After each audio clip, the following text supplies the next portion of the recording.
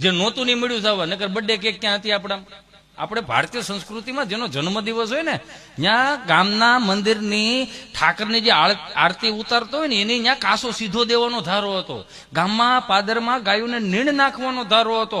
જેનો જન્મદિવસ હોય એની હાથે જ કીડિયારું પૂરવા જતો, માછલીઓને એ ગોળી નાખવા જતો, કૂતરાઓને રોટલા નાખવા જતો, ત્યાંથી આશીર્વાદ મળે. મને માફ કરજો, અમુક ચાહક મિત્રો હોય એવું કે અમારો બર્થડે છે યાર, વિડીયો બનાવી દો ને યાર, હું આવું કરો છો યાર.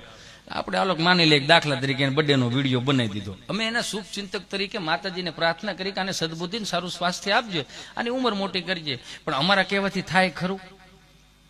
અમે એમ બોલતા હું હોય, અમારું અંદરનું જીવન શું હોય તમને ખબર? તો માતાજી શું માને?